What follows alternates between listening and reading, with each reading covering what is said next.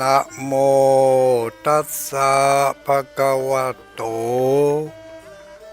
อะระหะโตสัมมาสัมพุทธัสสะนะโมตัสสะภะคะวะโตอะระหะโตสัมมาสัมพุทธัสสะนะโมตัสสะภะคะวะโตอะระหะโตสัมมาสัมพุทธัสสะ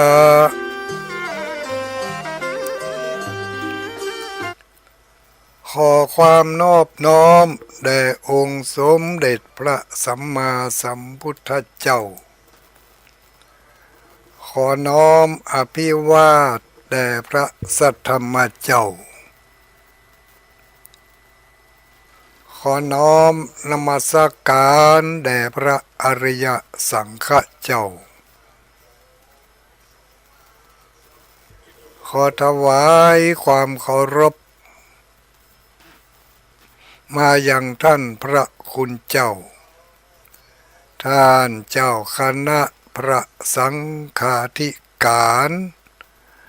ท่านครูบาอาจารย์พระสงฆ์องค์สังฆเจ้าทุกรูปทุกตนทุกองค์เจริญสุขเจริญพรสวัสดียามค่ำคืนมายังอุบาสกอุบาสิกาผู้ฟังทั้งหลายทุกเพศทุกวัยทุกที่ทุกแห่งทุกจังหวัดอำเภอหมู่บ้านตำบลที่เปิดเครื่องรับฟังอยู่ในเวลานี้เสียงที่ท่านทั้งหลายกำลังฟังอยู่ ในขณะนี้ส่งสัญญาณไปจากวัดพระธาตุม่อนจอมพออำเภอเวียงป่าเป้าจังหวัดเชียงรายส่งไปที่วัดปากทางเจริญอำเภอดอยหล่อจังหวัดเชียงใหม่แล้ววัดปากทางเจริญก็ส่งกระจายไปยังสถานีวิทยุท้องถิ่นทั่วไทยภาคเหนือตอนบนในทุกจังหวัดเชียงใหม่เชียงรายลำพูนแป่น่านพะเยาแม่ฮ่องสอนจังหวัดฝางด้วยจังหวัดฝางจังหวัดแม่สายจังหวัดเทิง อันนี้เป็นอยู่ไกลหรอจังหวัดเวียงแก่นจังหวัดงาวด้วยจังหวัดงาวนี่ ก็ไกลอะละเหมือนกันไกลจากตัวเมืองเปิ่นเนาะก็ทุกคนทุกท่านที่ได้ยินได้ฟังเสียงอยู่บางทีอาจจะฟังในรถก็ว่าได้เนาะเปิดมาสแกนไปจับพอดีว่าเสียงนี้เป็นเสียงจากวัดพระธาตุม่อนจอมพออำเภอเวียงป่าเป้าจังหวัดเชียงรายอาตมาภาพผู้ดำเนินรายการเมื่อคืนวันนี้คืนวันจันทร์ทุกๆคืนวันจันทร์ตั้งแต่เวลา20:00 นถึง4:00 นโดยประมาณก็ รับนำเสนอเนื้อหาสาระพระธรรมคำสอนขนบธรรมเนียมจารีตประเพณี โดยอัตมาภาพพระครูปฏิภาณธรรมทินหรือที่เจ้าคลื่นสีขาวและเจ้าที่เพิ่งกำลังฟังกันอยู่เพิ่นฮู้จักกันฮู้จักชื่อกันในนามว่าตุลุงดอยตุลุงดอยคืนทุกคืนวันจันทร์ ทุกเช้าวันพฤหัสบดีอาทิตย์หนึ่งเราปะกัน2 ครั้งคืนวันจันทร์ครั้งหนึ่งแล้วก็เจ้าวันพฤหัสบดีตั้งแต่6 โมงถึง7 โมงครั้งหนึ่ง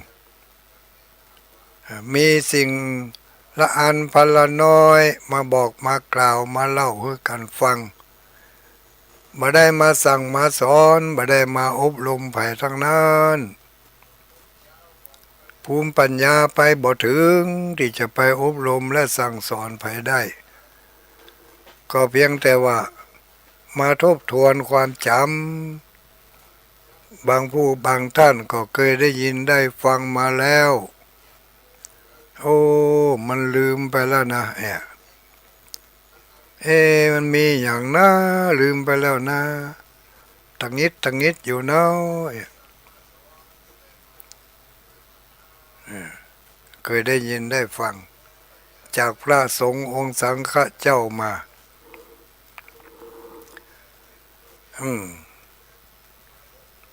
บางทีเขาอาจจะ ได้ยินอย่างอื่นมาแล้วก็มาฟังตามพระสงฆ์องค์สังฆเจ้าพอบางทีเขาอาจจะได้ยินเสียงจากคนบ้านคฤหัสถ์ที่บ่ได้บวชบ่ได้เรียนบ่ได้อยู่ในวัดในวาได้ไปอ่านไปปะในสื่อต่างๆจะเป็นหนังสือก็ดีจะเป็นในสื่อโทรศัพท์ก็ดีเพราะว่า ในสื่อต่างๆเหล่านั้นมันเป็นคำอู้ที่ตายตัวนั่นจะได้คือปืดเขียนอย่างใดก็ยังอันดิ้นมาได้แล้วแต่ถ้าเราได้มาฟังแล้วถ้าเราได้มาฟังนี่มันกลายเป็นดิ้นได้ขึ้นมาบางอย่างเขาอ่านในหนังสือเปิ้นว่าไว้อย่างนั้นแต่พอดีไปได้ยินได้ฟังทุกเจ้าเพิ่นก็ว่าอย่างเดียวกันถึงในหนังสือแต่เปิ้นใจคำอู้จากภาษาหนังสือมาเป็นภาษาคำอู้จากภาษามะเก่ามาเป็นภาษาบะใหม่เข้าอกเข้าใจกันได้ดีจะได้หายสงสัยจะได้เพิ่มความรู้ใหม่ๆจะได้หายสงสัยจะได้ผ่อนคลายความอาจจะได้ผ่อนคลายความคิดที่อัดอั้นมาเมินเนาะถ้าได้ยินได้ฟังแล้วบางทีทำให้โล่งอกโล่งใจขึ้นมาอย่างกับ ประเพณีที่เราได้ทำกันมีอย่างว่าไปวัดไปวาก็ดีไปในงานอย่างต่างๆเนี่ยเพื่อจะมีขั้นตอนของการทำบุญเนาะของการทำบุญมีขั้นตอนถ้าเราได้ไปร่วมกิจกรรมกับเปิ้นนะเปิ้นจะบอกว่าต่อไปนี้เริ่มพิธี จะเริ่มเข้าสู่พิธีกรรมทางศาสนาแล้วเนอะอ่าขอเชิญท่านประธานมาจุดธูปเทียนบูชาพระรัตนตรัยนี่เขาก็ได้ยินอย่างเอี้ยตลอดมาเออพอไปบางที่บางแห่งเขาได้ยินเปิ่นได้ยินโพสกก็ดีปุจจานก็ดีประกาศต่อไปขอเชิญท่านประธานมาจุดเทียนธูปบูชาพระรัตนตรัยนะบอกว่าธูปเทียนสักกรรมไปว่าเทียนธูปไปเพราะอะไรพ่อโคศกคนนั่นไปเข้าใจเอาว่าถ้าว่าขอเชิญมาจุดธูปเทียนก็กลัวเปิ้นจะจุดธูปก่อนที่จะจุดเทียนเนาะกลัวเปิ้นจะมาจุดธูปก่อนจะจุดเทียนที่จริงเปิ้นก็โหละขอเชิญมาจุดธูปเทียนบูชาพระรัตนตรัยบ่มีไผที่จะไปจุดธูปก่อนจุดเทียนนอกจากคนที่มันบ่ฮู้แล้วนะ แต่เจ้าพูดเฮาถ้าไปเป็นประธานในพิธีแล้วก็ต้องฮู้แหละจุดเพื่อก็จุดเทียนก่อนนั่นแหละจุดเทียน2 เล่มแล้วก็จุดธูป เปิ้นว่าเอามันงามมันฟังแล้วมันลื่นหูที่ว่าจุดธูปเทียนนี่นะมันลงท้ายโดยกำปิ่นมันไม่ใช่กำตาย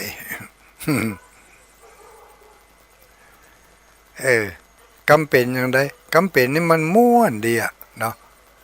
ขอเชิญจุดธูปเทียนบูชาพระรัตนตรัยเราลองไปว่าหรอขอเชิญจุดเทียนธูปบูชาพระรัตนตรัยมันไปเปิงว่ะเนาะมาถ้าไปเปลี่ยนมันนะโอ้มันมีหลายกรรมโล ถ้าจะคิดอย่างนั้นนะมีหลายกรรมกะต้องไปเปลี่ยนนะอย่างเก้าคำว่าเอาลูกเอาเมียเนาะเอาลูกเอาเมียเอาลูกเอาผัวถ้าว่าให้มันถูกอย่างที่ปุจจาอย่างที่โคโซคนนั่นขึ้นมันจะต้องว่าจะได้เอาผัวเอาลูกเอาเมียเอาลูกมันไปเปิงว่ะเนาะ เป็นว่าให้มันเปิงลูกมันคับกันดีมันม่วนฟังแล้วก็ลื่นหูเพราะได้ยินมาอย่างอันโดยตลอดจะไปให้เปลี่ยนนะมันต้องไปเปลี่ยนมันนะถ้าคิดจะเปลี่ยนต้องเปลี่ยนหลายอย่างแล้วนี่อย่างที่ทุลุงเคยว่าเนาะโอ้บเดียวนี่นะหนทางบ้านข้าสะดวกสบายมันจะได้หนทางลาดยางบะต้อยลงลึ่งมันถูกว่านั่นหนทางลาดยางบะต้อย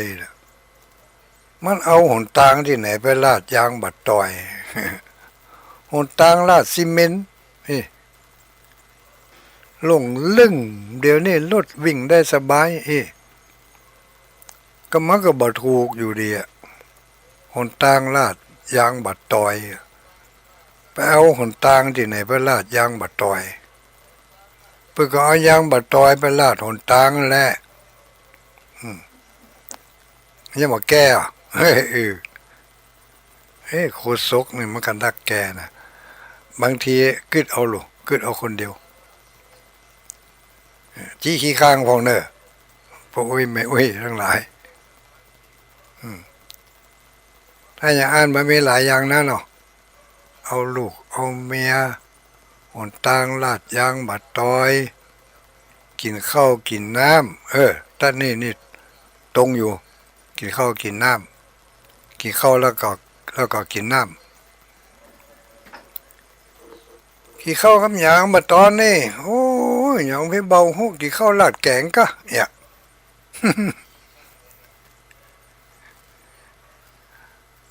ตักแกงมาใส่ถ้วยให้เราเอาเข้าขลาดมันมีวะกี่ข้าวลาดแกง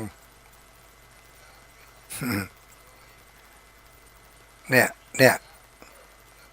บางอย่างเนี่ยเขาไปหู้ล่ำไปนะเขาไปกึดล่ำไปก็ธรรมดานี่กะถึงเข้าใจกันลูกเนาะเนี่ยบางสิ่งบางอย่าง ก็ให้มันว่าให้มันอู้มันให้ว่าให้อู้ให้เนี่ยให้ทำไปอ่าตามเหตุตามห้อยตามจารีตประเพณีเปิ่นยะกันมาอย่างใดเขาก็ยะกันไปถ้ามัน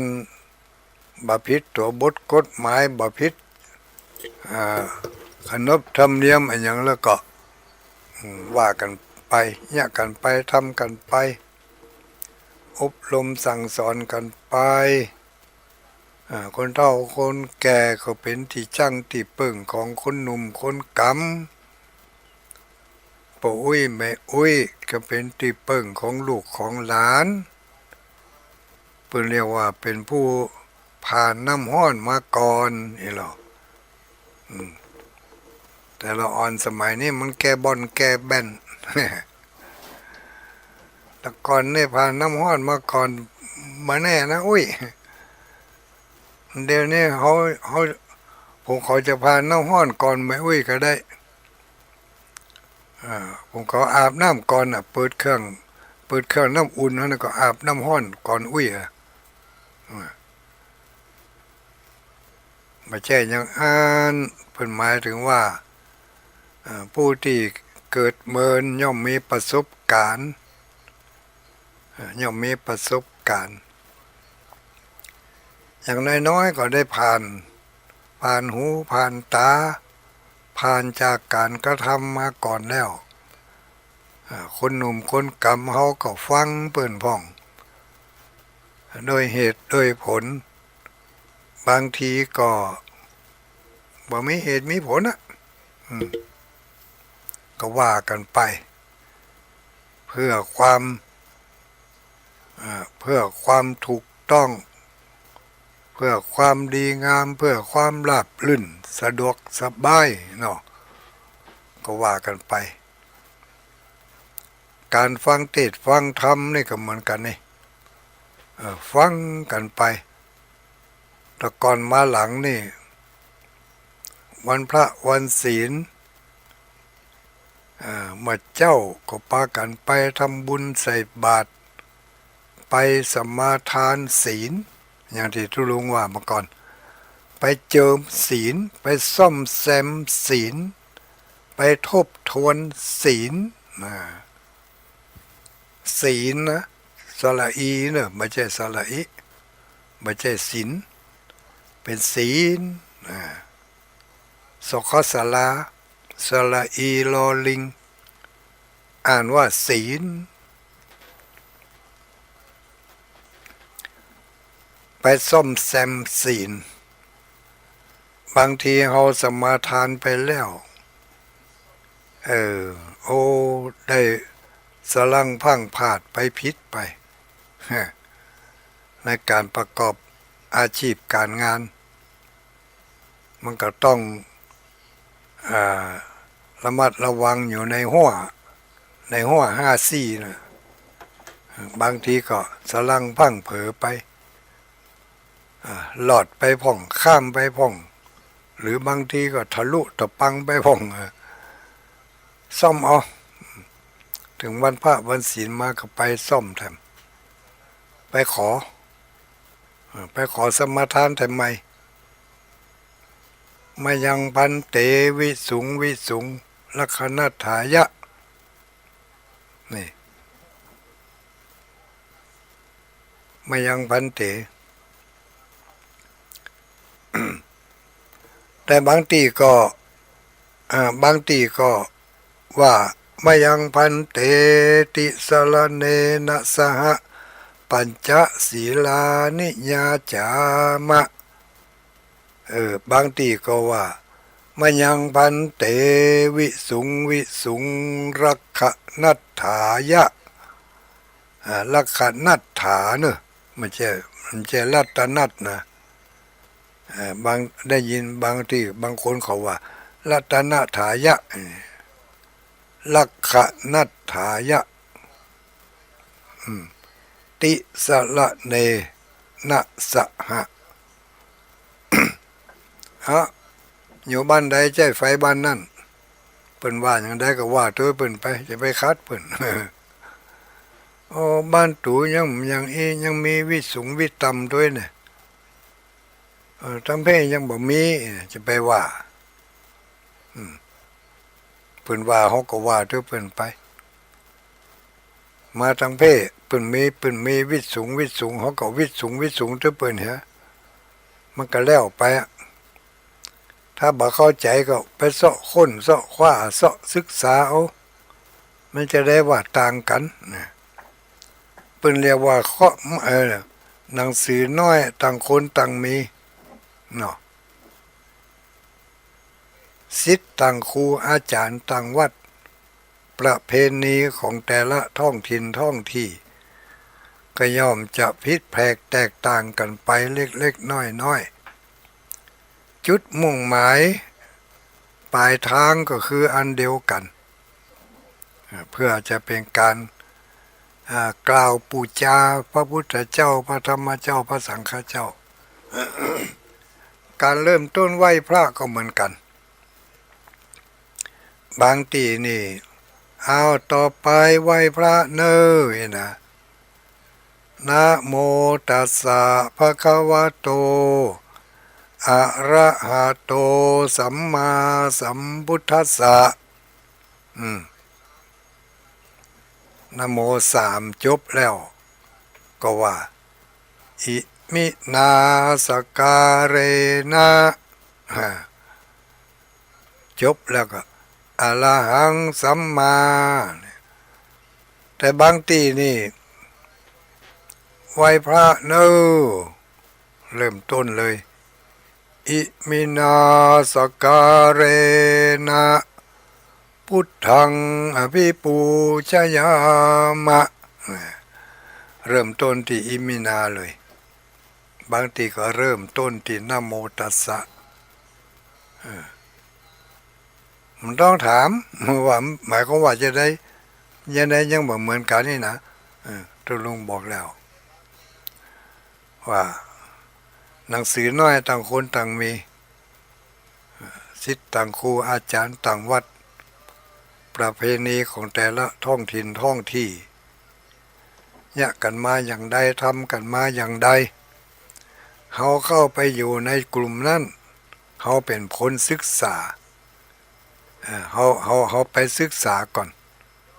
ไปศึกษาไปเรียนรู้แล้วก็เนี่ยไปตัวเปิ่นเปิ่นยกมือเขาก็ยกมือตัวเปิ่นแต่ก็ต้องระมัดระวังอยู่เนอะ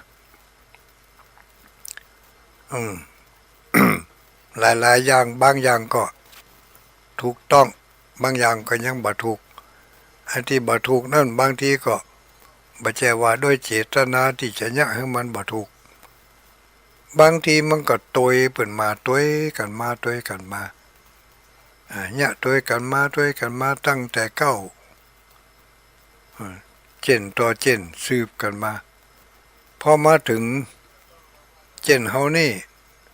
อาจจะมีคนใดคนหนึ่งที่เพิ่นมีได้ศึกษาค้นคว้า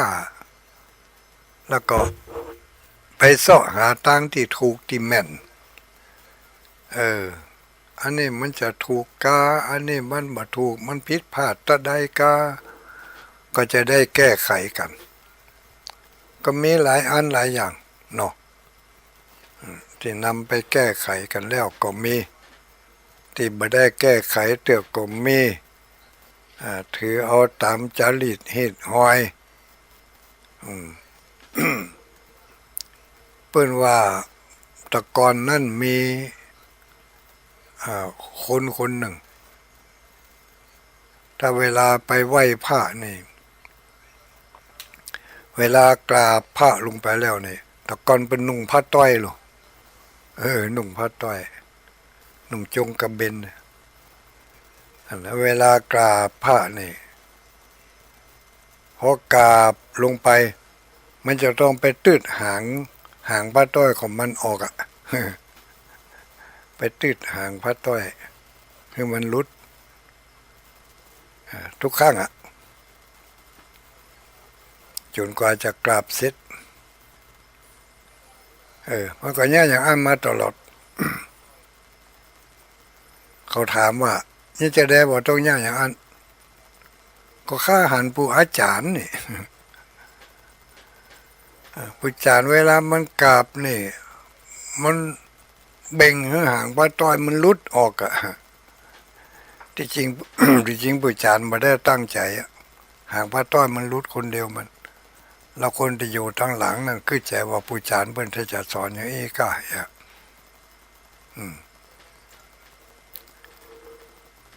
ธรรมเนียมนี่เป็นเรียกว่าธรรมเนียมหรือว่าประเพณีเถน2 บาทเนี่ยเถน2 บาทอีกก็มีนะเถน2 บาทอันนี้เนี่ยตามกันมา มีบางสิ่งบางอย่างที่ได้ยะลงไปทำลงไปโดยบ่ทราบเหตุผล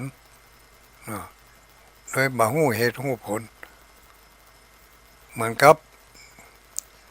ทุเจ้าพระเนนสำนักหนึ่งเวลาฉันเข้าเสร็จเรียบร้อยแล้วจะเวลาฉันเข้าเสร็จเรียบร้อยปืนฉันในบาทลูกสำนักนั่นนะฉันในบาทฉันเข้าเสร็จเรียบร้อยแล้วจะต้องยกเอาบาทล้างน้ำเสร็จบาทเอาน้ำล้างบาทเนี่ยล้างแล้วก็ยกขึ้นส่องทุกตัวนะทุกคนยกขึ้นส่องย่านอย่างมาหลายเจน ถ้าฉันเข้าแล้วล้างบาทเสร็จเรียบร้อยโดยจะต้องยกบาทขึ้นส่องบาทส่องไปถามว่าจะได้บ่ต้อง2 บาทก็มั่วหันอาจารย์เป็นอย่างนั้นพออาจารย์เป็นอย่างนั้นมาถามอาจารย์ถามอาจารย์จะได้ว่าต้อง2 บาทฉันเข้าแล้วก็อันนะอาจารย์ตุนกรเป็นอย่างมาอย่างนั้นตุนกรเป็นอย่างมาอย่างนั้นมาท่านได้ถามจะกำมาเพิ่นตายไปเหก่อนหันไปยากเธอเพิ่นไปรักษาประเพณีครูบาอาจารย์มันมาอย่างไรก็ต้องอย่างนั้นพอดีมารุ่นหลังเพิ่นสืบไปศึกษาไปสืบไปเป็นว่าคนต้นเก้านั่นเป็นอาจารย์เป็นปรมาจารย์เป็นอยู่วัดมาเหมือนเวลาฉันเข้าเสร็จเรียบร้อยแล้วเพราะ บาทของอาจารย์นั่นมันเป็นบาทเก่าเนาะบาทเก่าฉันเข้าเสร็จเรียบร้อยล้างบาทเสร็จน้ำย่อยโซก็เลยยกขึ้นส่องพอหูมันส่องพอหูบาทว่าน้ำมันย่อยทัดใดมันหัวทัดใดเอาบาทนี่ก็ลังดีเปลี่ยนแล้วก็ ก็ไม่ได้เปลี่ยนเถอะแต่ก่อนมันเขียม อย่าว่าแต่บาท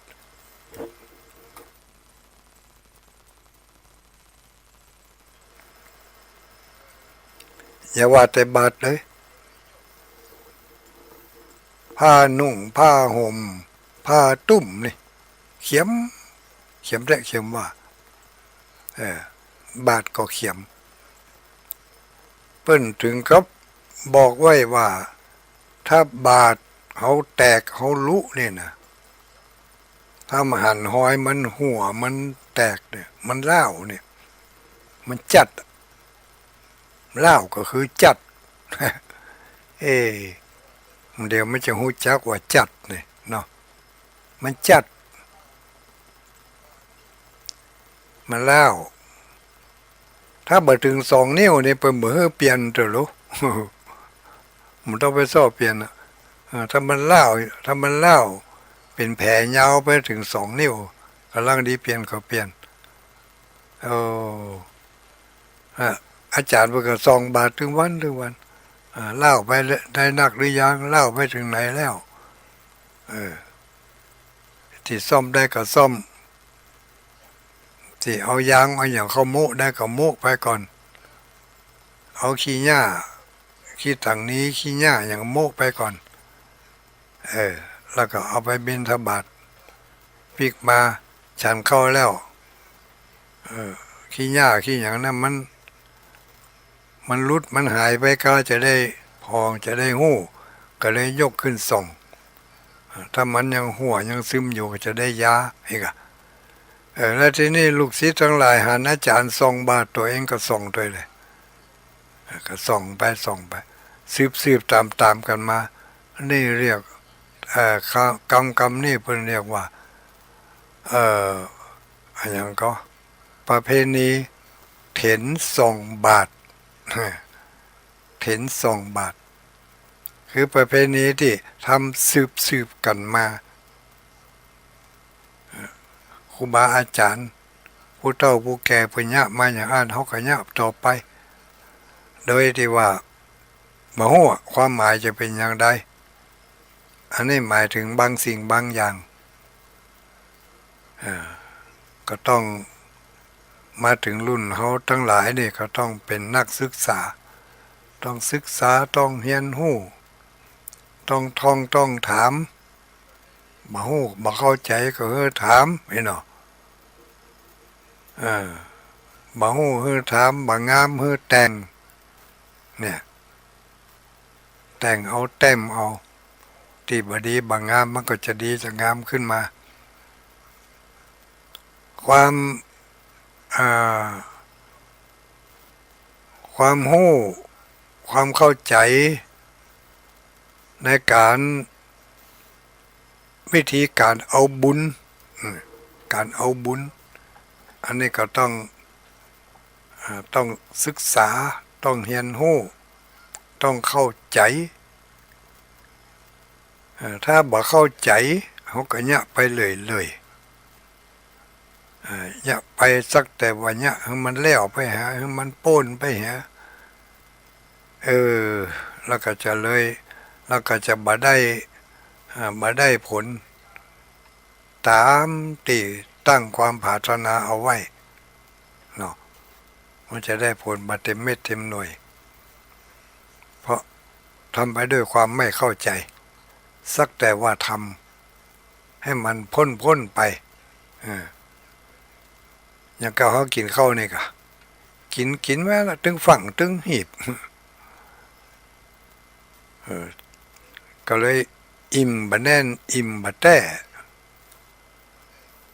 บางทีเอาอย่างมาหัวมากับมากินไปมาแจกกับข้าวกับปลาอย่างที่มันจะมีคุณค่าทางโภชนาการบ่อ่านกันนะกินให้มันเอาความอร่อยว่าบ่ฮู้จุดหมายก็อาศัยทางสถานีวิทยุกระจายเสียงมาเป็นเพื่อนเป็นคู่เป็นกิมกันอย่างรายการของตุลุงนี่เรียกว่ารายการธรรมะเพื่อนคนรับดึกรายการธรรมะเพื่อนคนรับดึกไปที่รับดึกก็มานั่งฟังกันนอนฟังกันที่รับโดยฟังโดยก็เป็นอย่างแล้วแต่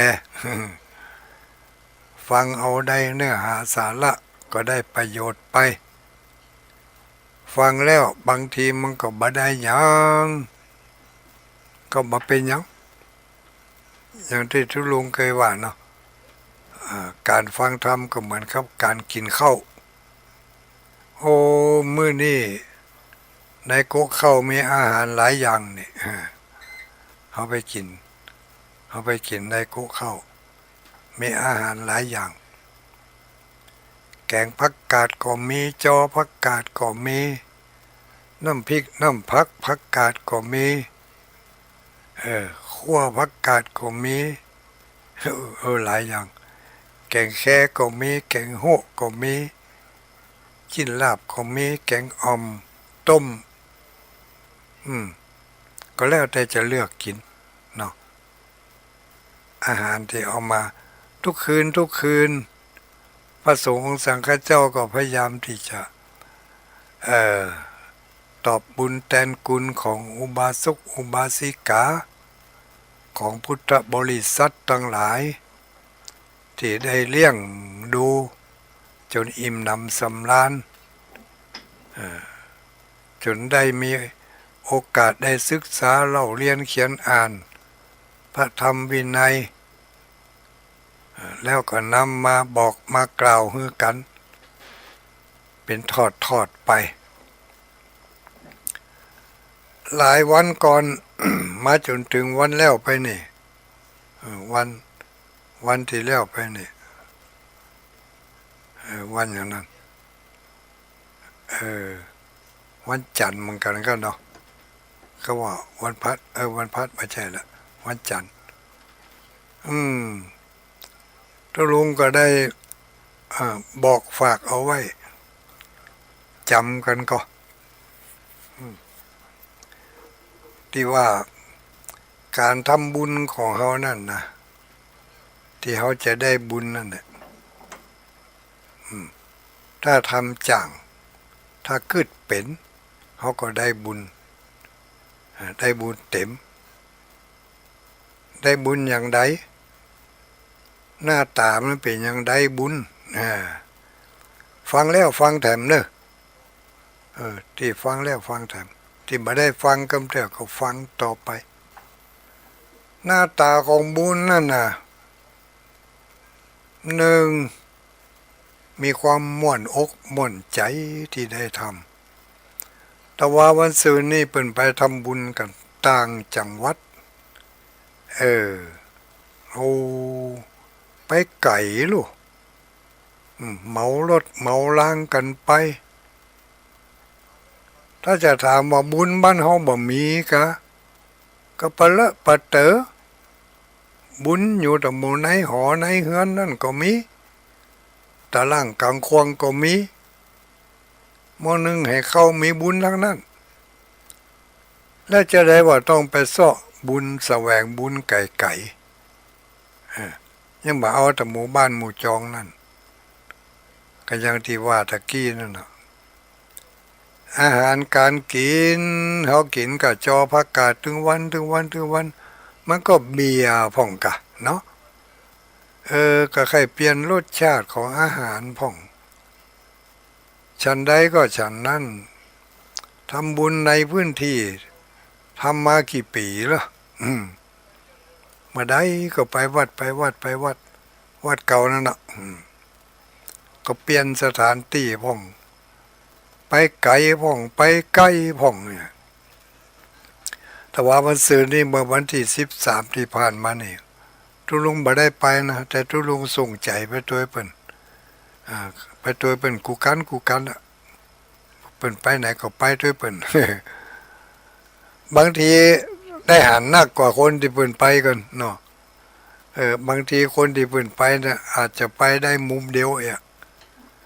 แต่ทุลุงอยู่วัดเพ่ได้หันหลายมุมอะวัดเดียวนั่นน่ะนะได้ไปหันหลายมุมหลายตีเพราะเขาส่งมาให้พอลูกหมอนั่นส่งมุมนั่นมาหมอนี่ส่งมุมนี่มา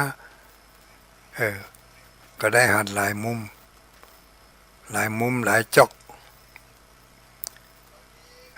ไปทำบุญต่างถิ่นต่างตีมันจะได้เกิดภาพประทับใจ แล้วก็มีความอิ่มบุญอิ่มใจเพราะได้ไปร่วมงานกับเปิ้น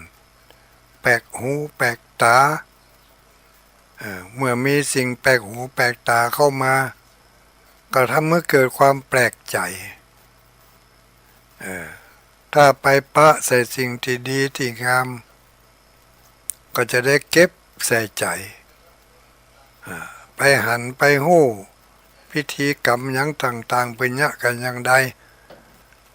เขาก็เอามาเนี่ยมาทำมาประยุกต์ใช้กับการกระทำของเขาที่เขาทำอยู่จนเกยชินเนี่ยบางที่บางแห่งนี่เขาบ่เคยหันบ้านเขาบ่เคยหันไผยะไผทำแต่พอเขาไปแต่อันแล้วเขาหันเป็นยะเป็นทำก็เข้าท่าดีลูกอย่าไม่ได้อาหารการกินเนาะบางอย่างเขากินกับอันนี้จำเจไก่แกงก็จอไก่จอก็แกงไก่แกงก็จอไก่จอก็แกงก็อย่างเงี้ยแต่ถ้าว่าเขาไปทางดินทางตีแล้วบางทีเขาอาจจะได้สัมผัสแหมอย่างหนึ่งเนี่ยเนาะไม่ใช่กะจอกะแกงมันยังมีเมนูแถมหลายอย่างรู้ที่เป็นเนี่ยให้กินอันนี้ปิ๊กมาบ้านก็เอามาเนี่ยทำไรก็ปรับเปลี่ยนไปอย่างครับพักไม่ใส่เครือนี่ก็เหมือนกันบางเตี่ยเขาก็ไปหันเปิ่นกินได้มันกินได้กันนั่นอยู่บ้านเขาบ่กินสักเตื่อเนยอย่างนี้นะลองจิ้มพอลองเป็นจะได้จิ้มพอก็ล้ำด้วยเราอย่างครับอย่างเขาว่ายอดดอกกาสะลองเนี่ยยอดกาสะลองเนี่ยเอากินได้รู้นั่นนะกินได้เอาลวกก็ได้กินดิบก็ได้แกงก็ได้รสชาติมันยังกับรสชาติมันจะยังกับบลิตไหมเนี่ย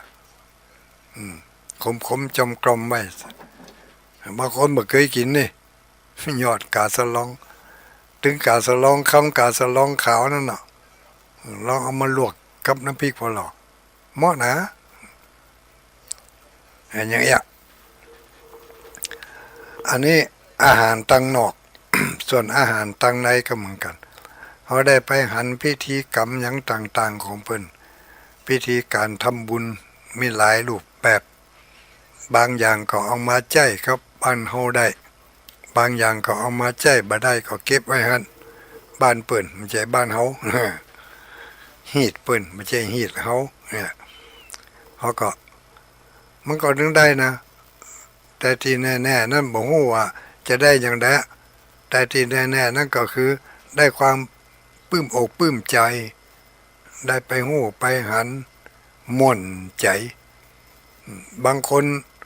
ไปไปตานเตียนแล้ว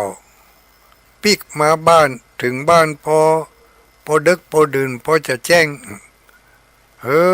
แหมวัน2 วันไปทำเมาะไปไหนไปช่วยเปิ้นปลูกป่า ไปช่วยอาจารย์สาธิตปลูกต้นไม้1,000 ต้น แม่นแต่ก็เนาะงานนี้ทุลุงได้ไปสักกำมันตัดใส่วันศีลวันพระแต่ว่าวันศีลนี่แต่ว่าก็เนาะวันพระวันศีลก็เลยไม่ได้ไปปุ่นวัดซุปเตินซุปปาดซุปเติน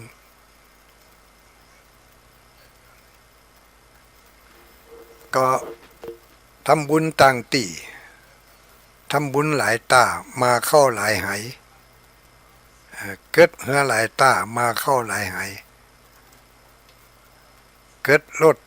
หลายตีเนาะ เกิดลดหลายตีหลายตา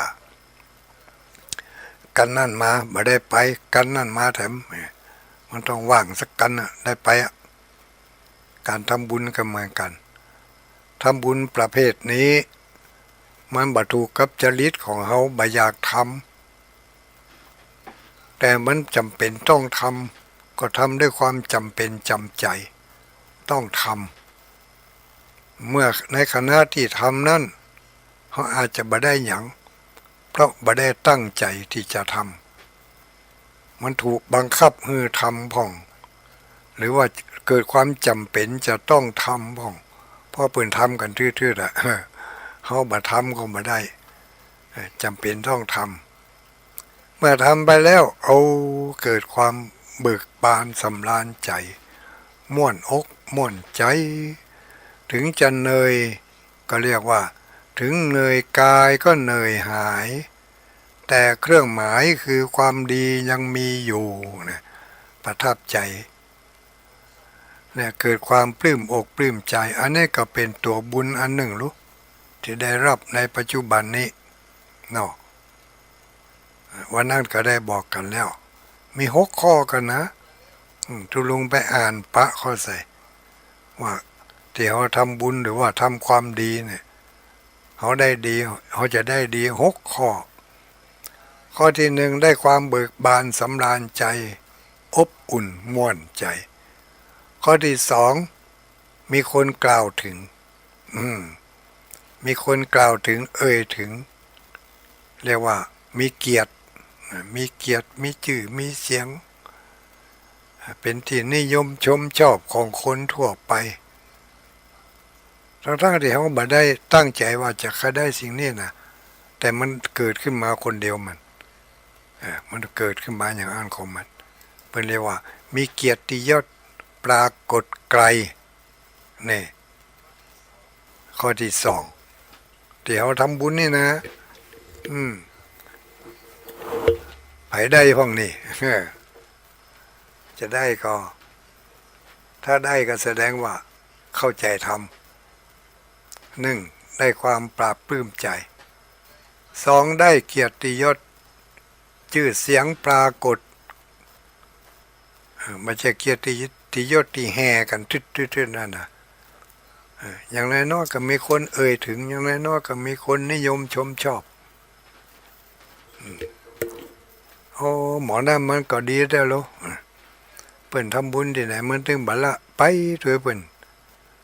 งานนี้มันบ่มากันนี่มันไปที่ไหนฮะ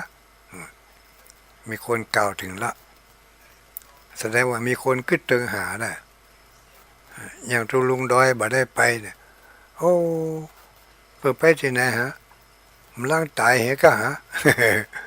ป่วยเหรอฮะนี่คือเติงหากันโลกเนาะเคยหันกันเนี่ยเคยทำบุญร่วมกันนี่มีเกียรติยศ อันนี้เกิดจากการทำบุญนะได้บุญนะบุญคือเกียรติยศอันนี้เป็นรูปธรรมหันปัจจุบัน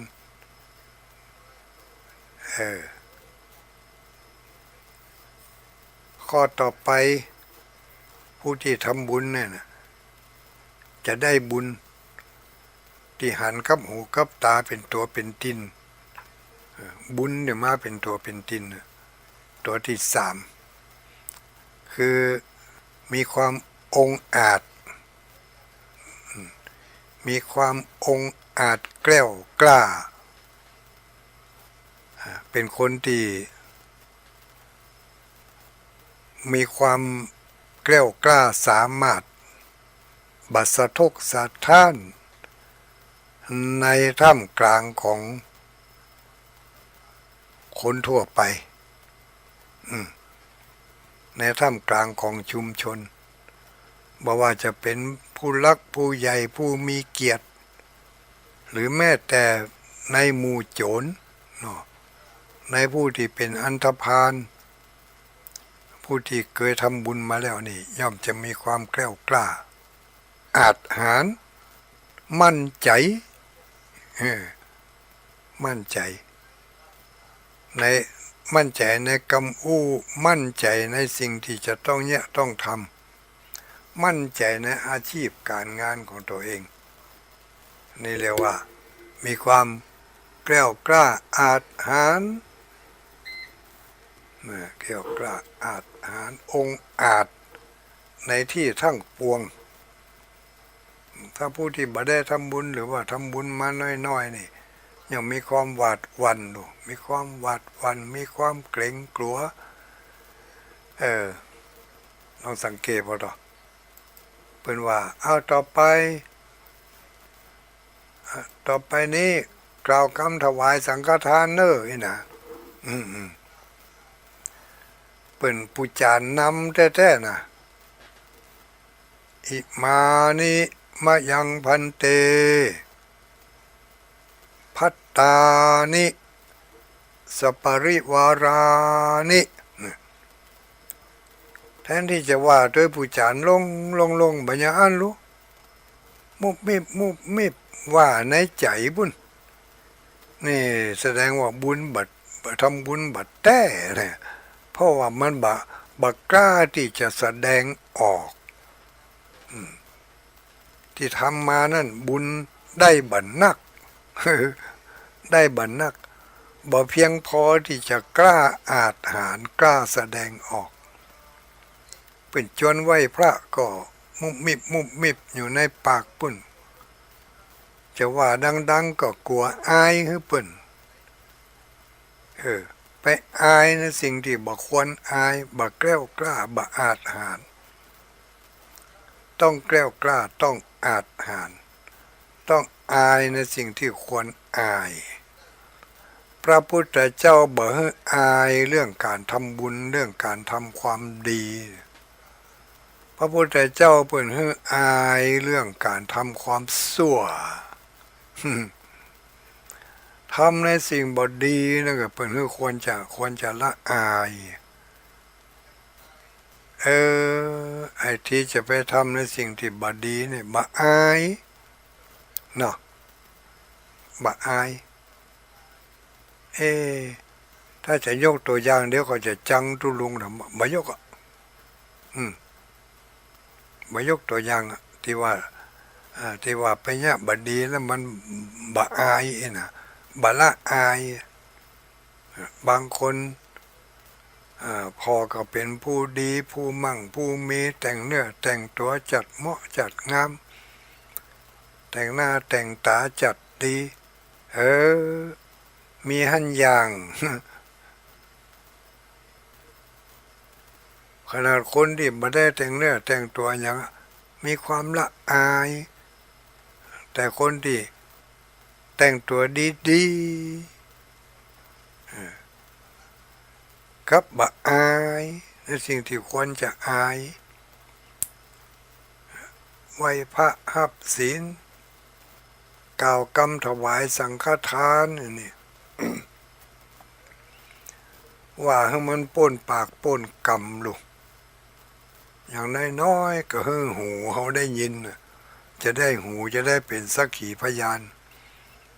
ต้องมีความอาจหาญแกล้วกล้าถึงจะได้บุญคือความอาจหาญแกล้วกล้าถ้าเขาบักกล้าแสดงออกบักกล้าเปิดเผยความรู้สึกของเขาออกมาในทางที่ถูกต้องเขาก็ยังบ่ได้ข้อนี้เถอะต้องไปฝึกฝนเอาจนมันได้จนมันได้ว่าผิดพ้องถูกพ้องก็จะไปอายมันผิดเป็นครูเนาะผิดเป็นครูเขาจะได้โง่ว่าที่เขาว่านะผิดก็ว่าถูกคนอื่นไปจะได้บอกให้เขาหรอกอันนี้ควรอายในสิ่งที่น่าละอายควรอายในเมื่อเขาได้ทำในสิ่งที่มันเป็นบาปเป็นอกุศลผิดเหตุผิดหอยผิดขนบธรรมเนียมประเพณีไปทำบางสิ่งบางอย่างผิดวัตถุประสงค์ อันนี้น่าจะละอาย น่าจะละอายไปเอาในสิ่งที่ในสิ่งที่เปิ้นบ่ฮื้อเนาะไปลู่เอาแย่งเอาเนี่ยอันนี้ก็น่าละอายแต่บ่อายขอให้ได้ให้ยังเนี่ยขาดความองอาจขาดความอาจหาญขาดความแกล้วกล้า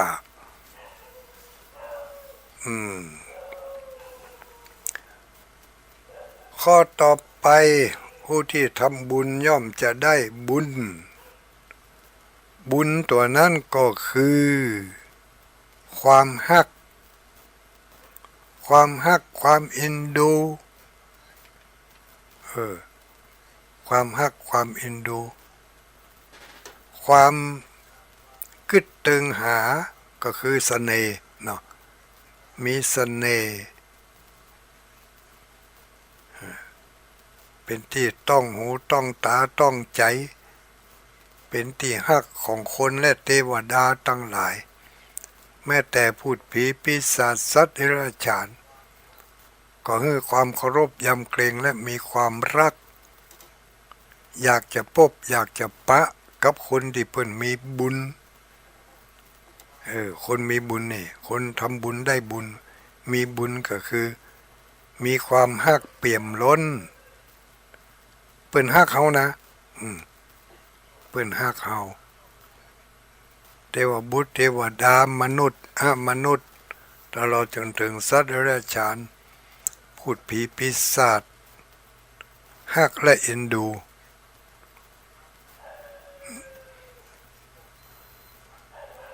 เพราะคนนั้นมีบุญได้ทำบุญบ่อยๆได้ทำบุญบ่อยๆย่อมเป็นที่ฮักของคนทั้งหลายเป็นที่ฮักของ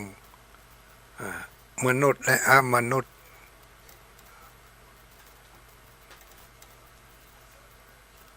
น้องแต่ตองพอตัวเก่าเนี่ยพิจารณาตัวเก่าพอเขาได้บุญอย่างอีกก็เนี่ย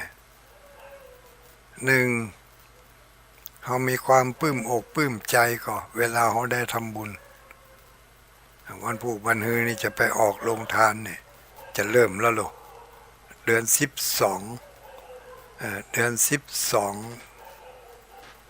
จะออกแล้วเนี่ย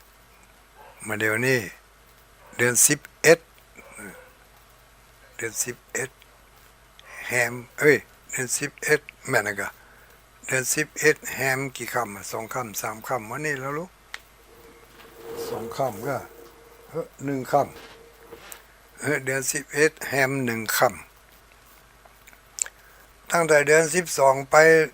งานบุญสลักกพัดตั้งสังฆทานทานสังทานแตนทานครัวประมูลแล้วแต่ละท้องถิ่นจะว่ากันทานต้นเงินทานอย่างก็แล้วแต่มันจะเป็นช่วงนั้นช่วง ทานสลักกพัดช่วงนั้น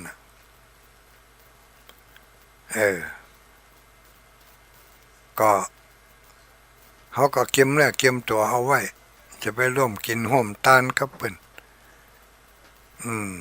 จะได้มีความเบิกบานสำราญใจมีความอบอุ่นแล้วก็การไปร่วมออกลงทานก็เหมือนกันต้องกึดหน่อยใจว่าสักแต่ว่าไปก็เปิ้นต้องนึกถึงของที่เขาจะเอาไปทานตัวบางคนเนี่ยเอากะน้ำเอากะน้ำหวานน้ำส้มน้ำหวานน้ำบาดาลน้ำเปล่าน้ำแข็งปรับเปลี่ยนพ่องคนนี่เอาน้ำไปหนหน้าเขาเอาอาหารไปเนาะเอาของกินไปเนาะนี่หนนี่เอาของหวานไปเนาะหนหน้าเอาของส้มไปเนาะ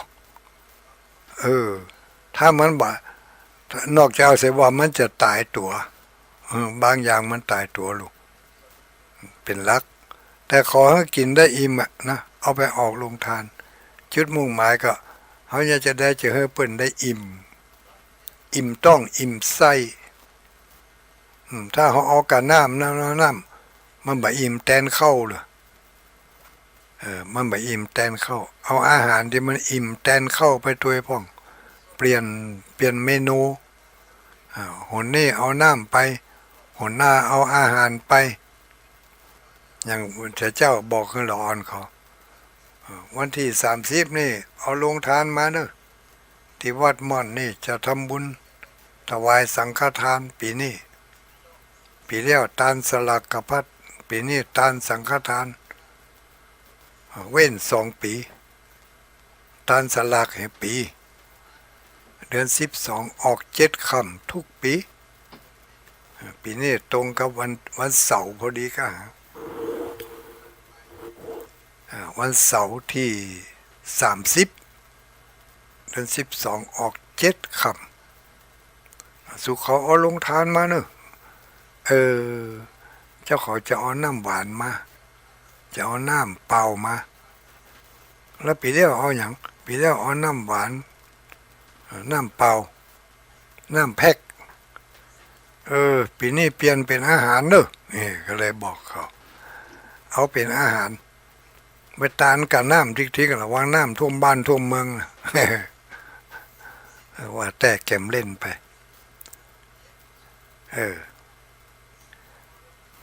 ก็ยังที่ว่าเนี่ยเอาอาหารการกินไปด้วยพ่องของกินมันอิ่มต้องอิ่มไส้แล้วก็หาวิธีเนอะญาติโยมทั้งหลายหาวิธีป้องกันมิจฉาชีพด้วยนะ วิธีที่จะป้องกันหมู่มิจฉาชีพนั่นหมู่ได้หมู่มิจฉาชีพขึ้นเอาเถอะบางทีเอากระสอบลูกบ้านมาเนาะมาไล่เก็บเอาเปิ้นเอามาเลี้ยงคนในงานหรือนั่นแล้วตัวเองเก็บใส่กระสอบไปเลี้ยงคนบ้านปุ่นผิดวัตถุประสงค์ของเปิ้นเป็นดีใหญ่อายพ่องกะ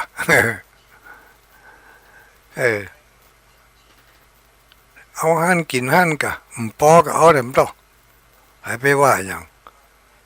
อันนี้เล่นบ่ปอเอาใส่ถุงนี่มีบางตีเอารถมาซ้ำนะโอ้คนใส่รถก็อันนี้เหมือนกับมีสาชีพมันอ่ะจะได้ก็หาวิธีป้องกันเอาเวลาไปออกลงทานถ้าบัดถึงเวลาที่ตุเจ้าเปิ่นลงจากพิธีเตี่ยเขาก็จะไปฟังเปิดถ้าเขาฟังเปิดก่อนนี่เมื่อคนที่อยู่ในพิธีบ่ได้กินสักคำคนที่ไปแอวงานกินให้หมดคนที่เปิ่นไปทำบุญทำทานเปิ่นไปร่วมพิธีลงมาบางทีเป่าขลุกขลักจะไปยืนโต๊ะนั่นโอ้หมดแล้วโอ้ย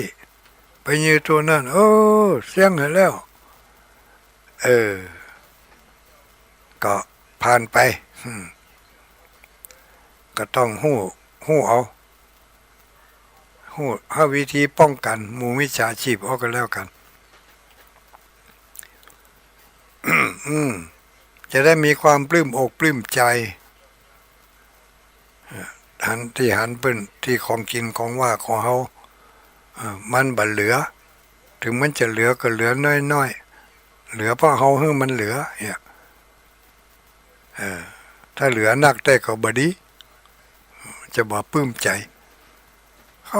ของกินเขาขายบ่ออกให้งานนี่อันนี้ก็ต้องปรับเอาจะได้มีความปลื้มใจข้อที่2มันจะได้มีเกียรติยศชื่อเสียงมีคนถามหาคนเอ่ยถึงข้อต่อไปคนที่มีใจกว้างใจบุญนี่ย่อมจะมีความแกล้วกล้ามีความอาจหาญล่าเริงกล้าสู้กล้าออกกล้าบอกกล้าแนะนำกล้าจักจวน เวลาจวนเนี่ยตัวเองก็ไปด้วยลูกก็จวนเปิ่นไปตัวเป็นการเปิดช่องให้เปิ่นได้บุญนี่มีความอาจหาญจะเข้าไปสู่ในสังคมใดหมู่ใดกลุ่มใด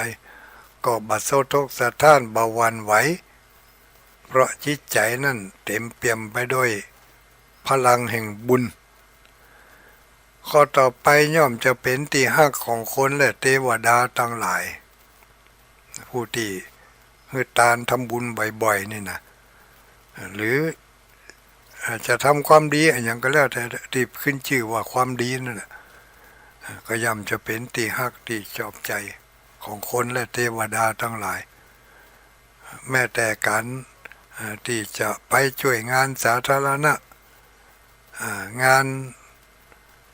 กับบ้านกับจองงานกับชุมชนนี่เปิดจิตเปิดใจสละบาสละแหงไปช่วยเปิ่นชวนไปปลูกต้นไม้ก็ไปปลูกต้นไม้ในที่สาธารณะ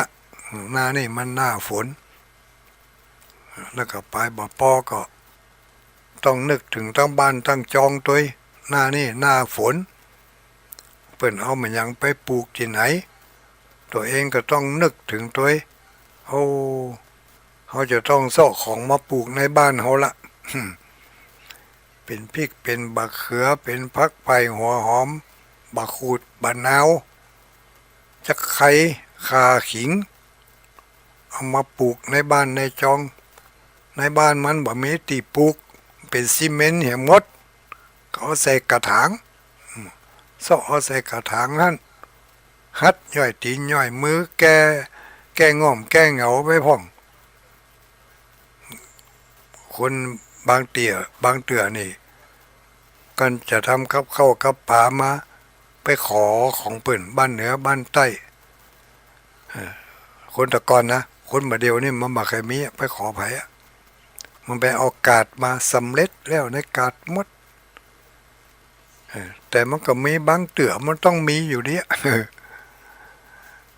ถ้ามันมีพร้อมที่บ้านนะมันม่วนอกม่วนใจ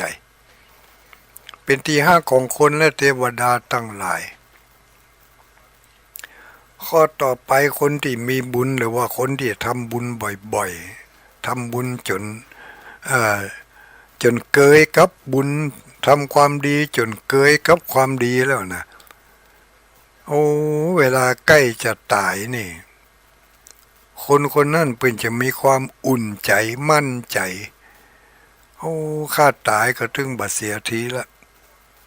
ย่อมจะไปสู่สุคติข้อสุดท้ายก็คือใกล้จะข้อทัดสุดท้ายรองสุดท้ายก็คือใกล้จะตายย่อมจะมีความมั่นใจมีสติดีบ่หลงบ่กึดอย่างอื่นบ่ห่วงหาอะไรบ่อาเวเปปักบ่ได้ไปเป็นสัมภเวสีห้อนบ่ได้อาบอยากบ่ได้กินแน่นอนเพราะว่ามีสติดีลำลึกนึกถึงคาถาพุทโธเสโถติโลกัสสมิงสปะสัตตานังหรือมาอังกับพุทโธเมนาโถธัมโมเมนาโถสังโฆเมนาโถใกล้จะตายกึดอย่างอี้ได้ตลอดเรียกว่าตั้งหน้ามีที่ไปอันสุขเกษมแน่นอนข้อสุดท้ายก็คือสุขโตสุขติตายไปแล้วจะได้ไปเกิดในที่ดีที่มีความสุขอย่างน้อยๆก็สุขกว่าที่เขาเป็นปัจจุบันนี้เขามีความสุขหมกอีเพราะบุญเก่าเขาส่งมาได้หมกอีเขาพัฒนาบุญใหม่เพิ่มเข้าไปแถมไปเกิดแถมภพหนึ่งชาติหนึ่งก็จะต้องได้ความสุขกว่านี้มีความมั่นใจในอนาคตการจักมาไปหน้าบ่หลงเนาะบ่หลงไปทางที่ผิด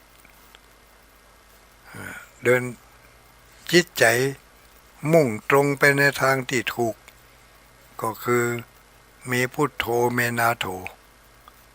พระพุทธเจ้าเป็นที่จั่งที่พึ่งธัมโมเมนาโถพระธรรมเป็นที่จั่งที่พึ่งของเฮาสังโฆเมนาโถพระสงฆ์อริยสงฆ์พระสังฆเจ้าเป็นสรณะเป็นที่พึ่งนะมีสติดีเมื่อทั้งสามนี่เป็นสรณะเป็นที่พึ่งของเขาได้แล้วก็ก็จีว่าเขาทำบุญแล้วได้บุญแน่นอนไม่เสียหลายไม่เสียหลาย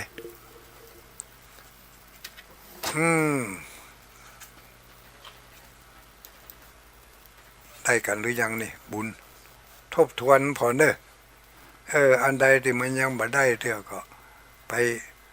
ไปซ่อมแซมเหี่ยไปซ่อมให้มันได้เหี่ยที่จะได้บุญในปัจจุบันนี้6 อย่าง6 อย่าง6 ข้อถ้ายังบัดจำเด็กก็ว่าหน้าก็ว่ากันทำต้องเอาจนจำพอจะได้ก็มันเป็นสิ่งสำคัญนะที่เขาจะต้องหู้จะต้องจำก็เขาทำบุญถึงมื้อถึงวันนี่ก็จะได้อย่างเอี้ยหรอกเนาะถ้าเขาหู้ว่าเขาบ่ได้อย่างเอี้ยก็ไปหู้ว่ามันได้มันอย่าง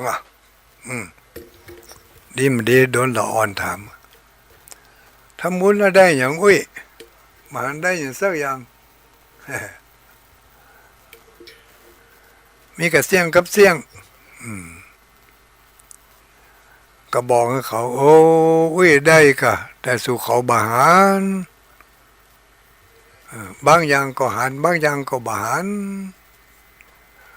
ได้อย่างหนึ่งได้ความปราบปลื้มปิติยินดีดีใจที่ได้สละสิ่งของที่เขามีอยู่แก่ผู้อื่นคนอื่นสละโอกาสสละเวลาสละบาสละแห่งให้ตาหนูนี่สละเข้าสละของทำได้ปลื้มใจม่วนใจนี่นี่ได้ข้อที่1แล้วรู้แล้วก็ต่อไปจนถึง6 ข้อถ้าเขามีปัญญาเขาก็จะได้ได้รู้นี่เขาอาจจะเคยไปช่วยเพื่อนช่วยฝูงอาจจะได้ไปออกป่าออกแห่งแล้วเขาก็ได้มีความได้รับการนิยมชมชอบก็บอกเขาว่านั่นแหละได้บุญแหละถ้าบ่เข้าใจเรื่องการทำบุญเรื่องการได้บุญมันก็จะยังกับสอสอสอสอในสภาซ้ำดูว่าจะได้โหทั้งหลายขึ้นได้อยู่ก้าเนาะขนาดเป็นสอสอนะบางทีมันอาจจะโห่แต่มันแกล้งบ่โห่อาจจะเข้าใจแต่แกล้งบ่เข้าใจเขาเขานี่บ่เข้าใจเขาใครเข้าใจมันนี่เข้าใจแล้วแต่แกล้งบ่เข้าใจตรงกันข้ามไปให้แล้วแทนที่จะแสดงความลกความฉลาดออกมาไปแสดงสิ่งที่มันโง่ของเขาเบาปัญญาของผู้ไม่มีปัญญาเอาออกมาต่อชุมชนคนกึ่งค่อนประเทศนับถือพระพุทธศาสนาทั่วประเทศกึ่งค่อนไปหลายก็เนาะไม่ใช่กึ่งค่อนก็95%ดูยังถึง5%งูไอ้คนน่าจะอยู่ใน5%เนาะที่มันบอกเข้าใจเรื่องศาสนาเรื่องการทำบุญ นี่ถ้าเขาบอกให้ลูกให้หลานเขาน่ะมันก็จะเข้าใจอย่างหมอนั่นเนาะต้องก้อยตะล่อมให้เขาเข้าใจอย่างกับเขาเข้าใจถ่ายทอดออกไปถ่ายทอดความรู้ความเข้าใจของเขาให้เขา จะได้ชื่อว่าเขาเป็นผู้ เป็นผู้นำเป็นผู้นำในครอบครัวทางด้านจิตวิญญาณโดยทางด้านรูปธรรมนามธรรมเนาะรูปธรรมนี่ก็เนี่ยพอนามธรรมนี่ก็คือบอกที่แจงตีเตือนอู้ให้ฟังเขาจะได้เข้าอกเข้าใจพร้อมๆครับได้หันตัวอย่างจากการเนี่ยการทำของเขาและก็การได้บุญของเขาเขาได้บุญอย่างใดเขาก็จะได้หู้ได้หันเขาบอกหู้มาหันเขาก็บอกให้เป็นอย่างเป็นอย่าง6 อย่างดังบอกมาแล้วเนาะนี่ก็อุ้ยได้อย่างรู้บุญน่ะโอ้ไปหวังตายไปแล้วจะได้บุญเนอะอันนั้นมันไกลไปไกลไปทำไปเนี่ยไปทำไป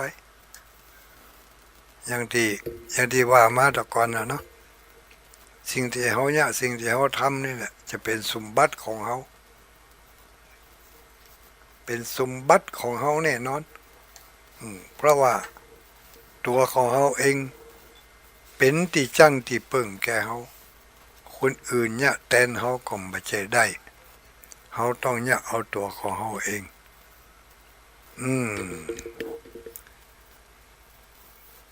นอกจากว่าเขาเอ็นดูเขาแล้วเขาก็บอกให้เขาไม่ใช่ไผที่น้อยก็ลูกก็หลานเขานี่แหละถ้าอบดีหอมดีมันก็จะหอมน่ากินถ้าอบบดีหอมบดีมันก็จะเหม็นไปบ่พอก็ไปก่อเรื่องก่อเล่าสร้างปัญหาติดตามมาฮือพ่อฮือแม่ฮืออุ้ย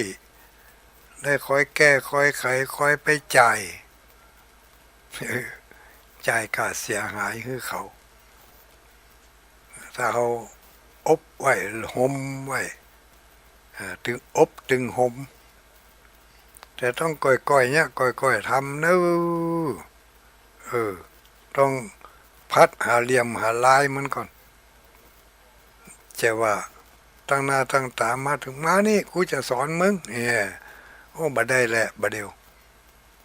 ต้องก่อยบ่อยออกแต่น้อยเนี่ยหันแล้วก็อธิบายให้เขาฟังเฮามันเปิ้นเรียกว่าตัวเฮาเป็นที่เปิ้งของเฮานั้นเป็นที่ฮักของเฮาบ่มีไผที่เฮาจะฮักเท่ากับตัวเก่าเฮาบัดเดี๋ยวนี้แม่อุ้ยปู่อุ้ยคนหนุ่มคนกำบางพ่องก็รับไปโดยพ่องสลึมสลือ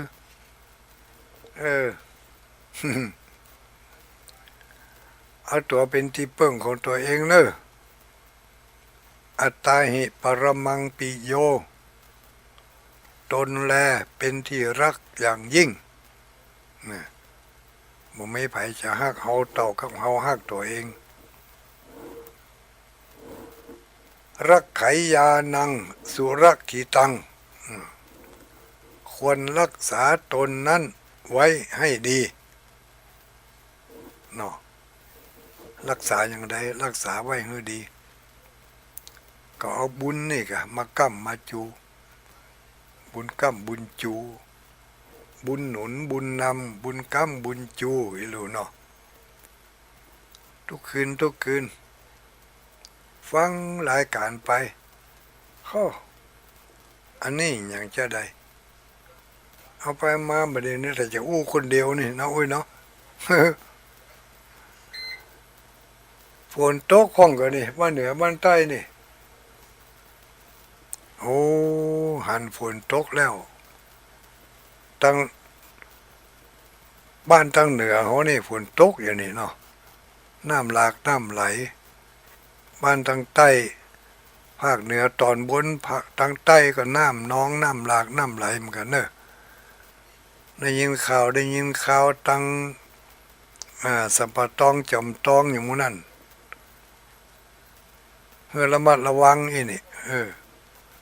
ระวังเก้อเฮกะมาสักคำไม่หูแต่เจ้านี่ขะลึงผ่านเวียงปะเป้าไปนะพุ่นถ้าจะสดไปทางเมืองพานไม่สวยสดเข้าไปทางเมืองเทิงบุญไปหูเนาะทีนี้มาลงสักคำหาแซบไปฮะมันจะปิวไปทั้งปุ่นเนาะ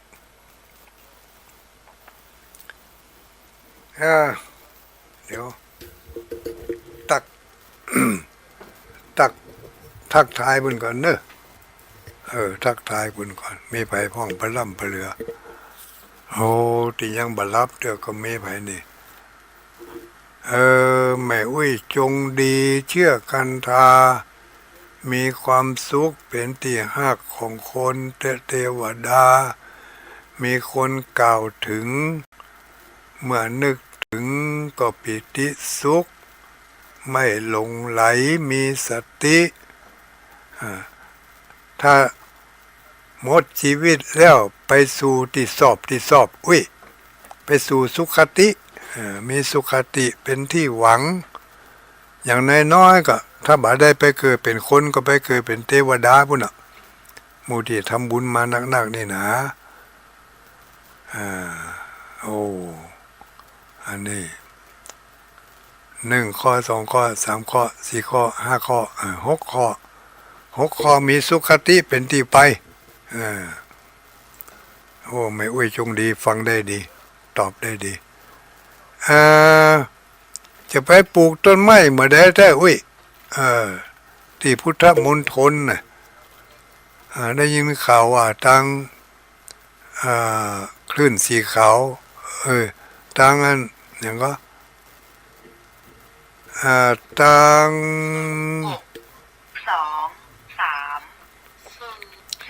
ทางอำเภอฝางแม่อายจะประการไปจะไปปลูกต้นไม้ที่พุทธมณฑลวันที่มันยังจะบอกกำเนิดวันที่มันยังจะได้ไปตัว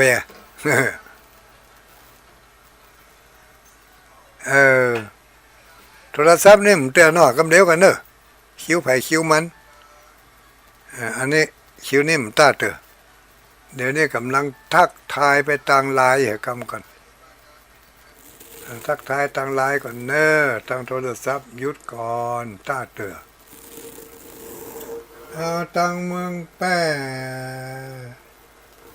บ่มีขึ้นดักปิ้งเลยนั่นเตอะน้ำถ้าจะนองท่วมมันเหรอกะหาวิเอาตัวนี้ไปฟังตัวเนี่ยเปิดตัวนี้ได้เลยเนอะวิเนอะเปิดตัวนี้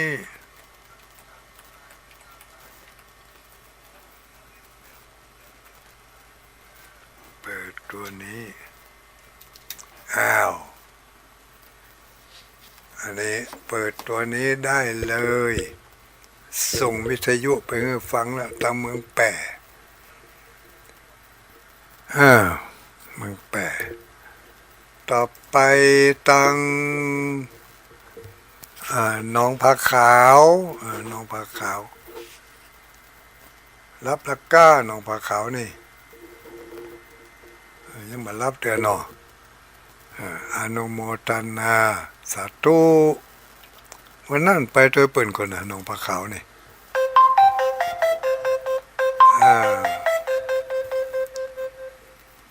อันนี้ใครเอ่ย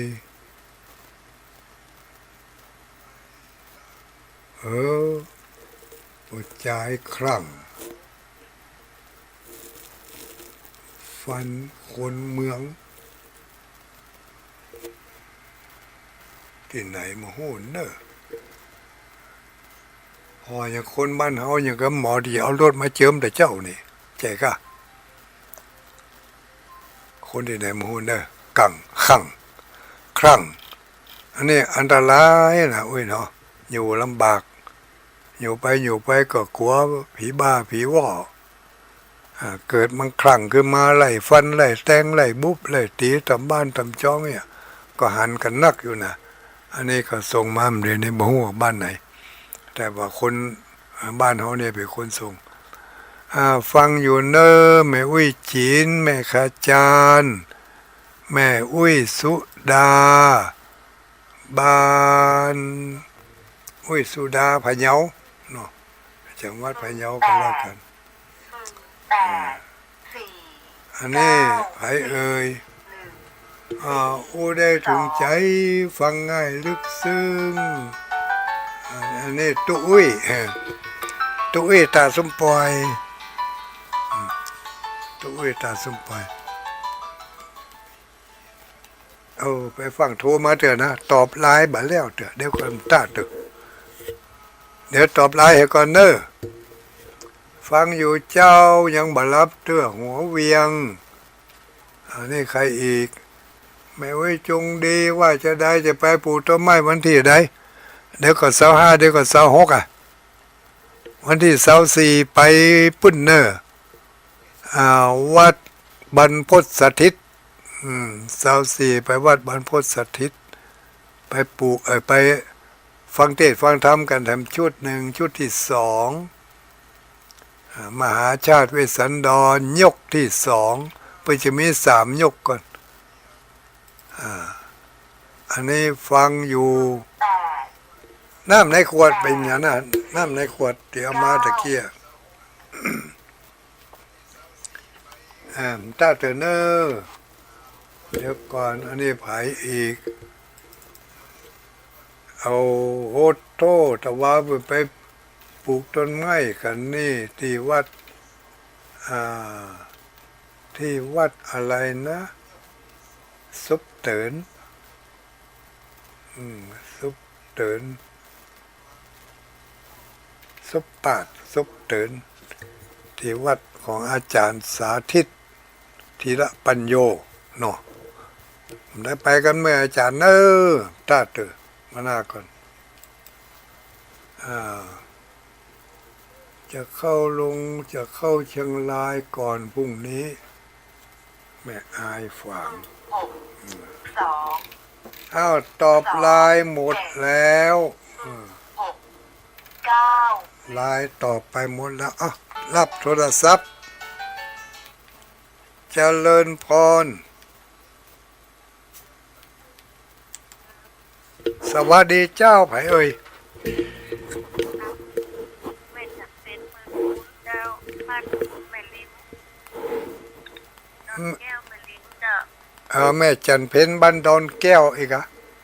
เจ้าบ้านดอนแก้ววินเลจดอนแก้ววินเลจอำเภอแม่ริม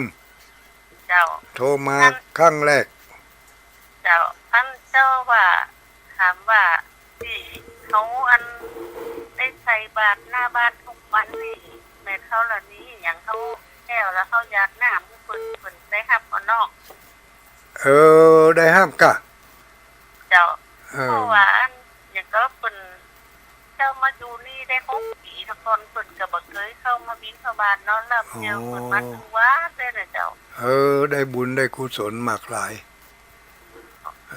ตั้งอกตั้งใจทำไปใส่บาตรไปถ้าตันวันใดก็ใส่ถ้าบ่ตันก็บ่เป็นหยังตันถึงเพิ่นกลับมาหาบ้านเฮานี่เฮาก็บ่ฮู้เนี่ยจะได้เนาะเฮาต้องไปคือเพิ่นว่าได้น่ะเจ้าแล้วเพิ่นประจำอยู่วัดท่านน่ะกะเจ้าอยู่วัดดอนแก้วนี่เจ้าก่อนเพิ่นก็บ่เคยมาไอ้นั่นแล้วบัดเดี๋ยวนี้ถ้าวันพัดนี่ท่านพระครูหัววัดเจ้าหัววัดได้เพิ่นก็มาตัวอีเนาะเจ้าดีกะแล้วเพิ่นอยู่กันหลายตนก็มี5 ตนเจ้าดีละเจ้าวัดก็ไป1เจ้า ถ้า ก็ไปวัดเนี่ย ทำไปเถอะเนอะ เจ้า อย่าหน้าหมายตานเพื่อแผ่ไปถึงพูดผีปีศาจ เจ้า เขาจะได้รับบุญและกุศลจากเฮาไปด้วย เจ้า อนุโมทนาสาธุ เจ้า โชคดีมีใจ สายต่อไปเข้ามาได้เลยอ้าวเข้ามาละเปิดแล้วเนอะ093 272 2499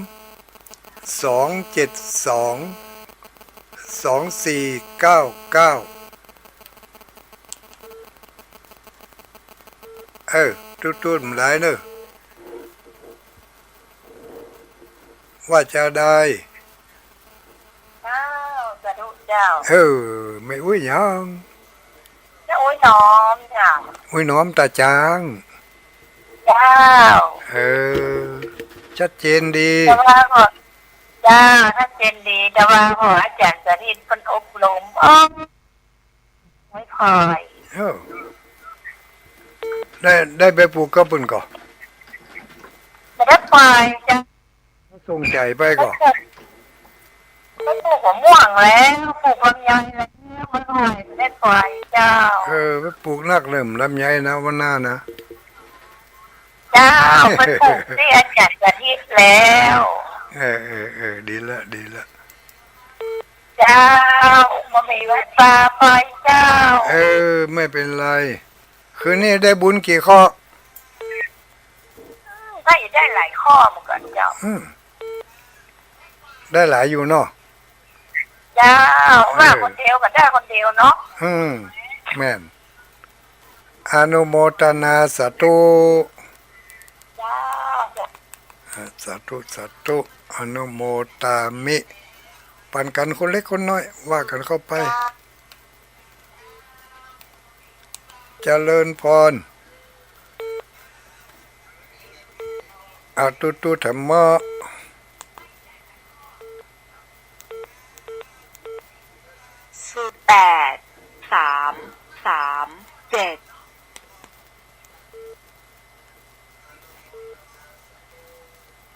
สวัสดีเจริญพรสามเจ้าตะลงเลยแม่อุ้ยอินแล้วเจ้า แม่อุ้ยอินสัมมึง ไม่เคยให้แม่อุ้ยไปวัดไปโจทย์เลยตัวเจ้าเขาอ่ะเป็นแม่อุ้ยคนเดียวได้ลาพระคนเดียว อันนั้นดูตั้งได้บุญกัน แล้วได้ลาพระคนเดียวอ่ะแต่ได้ว่าไปคนเดียวนี่มันได้ลายตัวเจ้าอ่ะแม่อุ้ยลาพระไอ้เด้อไอ้ข้อลาละกันเนาะพระนี่พระยังพระเจ้เนาะพระสามะพระองค์จิตตามายังพระองค์กาดิยาเนาะอนุโมทนาสาธุรับดีฝันดีโชคดีมีใจ0932722499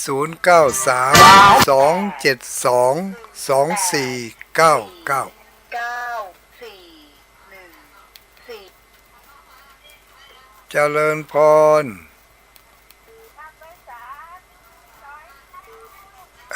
นั่นแม่อุ้ยสีกุลแม่อุ้ยสีกุลเสียงบึดกระหายบึดกระดังบึดกระหายบึดกระดังนี่หรอเป็นแต่วิทยุก็เป็นแต่หางตุลุงก็ปะหัวเดียวดังนะนั่นเองท่านฟังสถานีใดฟังดารุณีกะอันแต่จะเป็นของตุลุงก็เนี่ยเป็นของเปิ้นเป็นสดีกะเนาะก็ฟังได้เรื่องได้เล่าอยู่เก่ากะ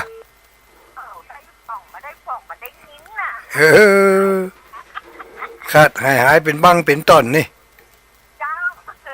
พอยังงูกันป้องนี่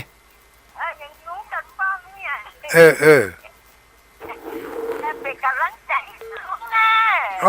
ขอบคุณหลายๆเนอะสาธุวันที่24ปะกันสุขภาพแข็งแรง าเนอมันเมินเนอ อนุโมทนาสาธุ เจ้าสาธุเจ้า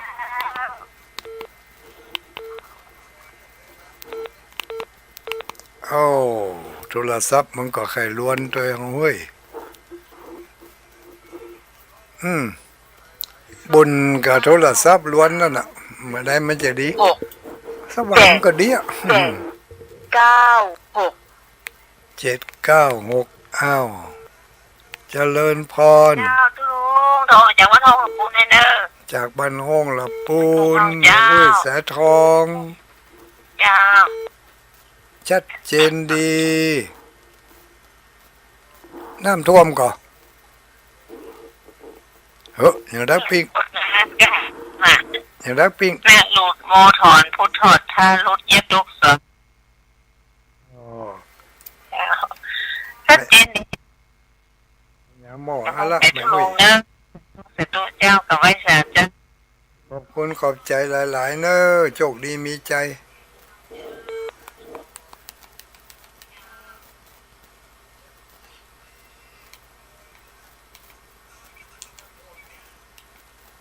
นั่นนั่น 9 5 3 1เจริญพร ไหว้สาหลวงพ่อเจ้า ไหวสาลูกตั้งใดมา แม่จะรัดเสร็จทอดเจ้า แม่สลาเจดสอน ชัดเจนดีฝนตกก่อ ต้องชัดเจนดีนะเจ้า อนุโมทนาขอบคุณหลายเนอแม่ฉลาดเนอ เจ้าคนรถก็ลงปอดวัน ขึ้นมาได้หายแซ่บอ่ะ ขะลึ่ง เขาวันนี้ ขะลึ่งลวดลวดอ่ะ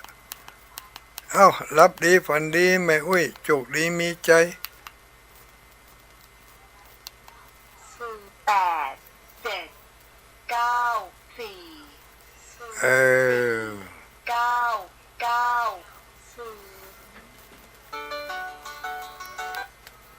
เจริญพรไหวสาใครเอ่ยแม่ติบบ้านใด แม่ที่บ้านแม่ชุก มาแม่สุก บ้านแม่ชุกบ้างเหนือ อ๋อแม่สุกวังเหนียวนี่กะ ยาว ฟังมาตลอดเนาะ ทั้งตลอดโหวันตันเปิ่น วันนี้ตันนะเขาควายว่องแล้วลูก เจ้า บุญมิมตายเขาควายลังว่องไงเนาะป้ากันสักเตือ เจ้า เออ วันนี้ติดเดียวเฮ้ย วันนี้ติดดิติดครั้งแรกก็ว่าติดหลายเตือแล้ว เขาหลายเสียแล้วมันติด ไม่ใช่ว่าติดอ่ะ แม่ชุกบ้างเหนือเด้อ อนุโมทนาเนอสาธุสาธุโชคดีมีใจกันเนอจะ 8 2 2 2 5จะรับแถม2 สาย รับแถม2 สาย แล้วก็จะได้ประชาสัมพันธ์บางสิ่งบางอย่างเนอะ2 สายเนอะถ้า2 สายเจริญพรอ๋อ เจ้าแม่บุญทักวันนั้นเจ้า บ้านนาแจ่เมืองน่านกะ มันมาแจกเลยจำมันทุกเตือนนะกะลุงไปมาก่อน ซุปเตือนเคยไปอยู่ ลูกกันกับพวกไก่อะเจ้า แล้วแต่ว่าไปก็เปิ่นก็ บริษัทเจ้าหรือรถไฟแต่ว่า นั่นย่ำมาเบิร์น แต่เนาะไปกาบุกีไปนะลุง อ๋อ ผีได้ไปกาแล้วเราจะว่านี่กำลังมีรถไฟกับบ้าง นั่น มีคนอยู่เราไม่ได้ไป โฆษณาด้วยเจ้าความ โอ้สาธุสาธุ เจ้าหอมต้นไม้สามต้นเจ้ากระผม อันโล ติดผลลอยก็สีดี เออ นั่นเป็นอย่างนั้นเจ้าหอมผลไปแล้วประกาศแล้ว เออ ดีละดีละ จะติดละ ได้หมุนนักบุญหลายเนออนุโมทนารับดีฝันดี สายที่หนึ่งผ่านไปอีกสายหนึ่ง 8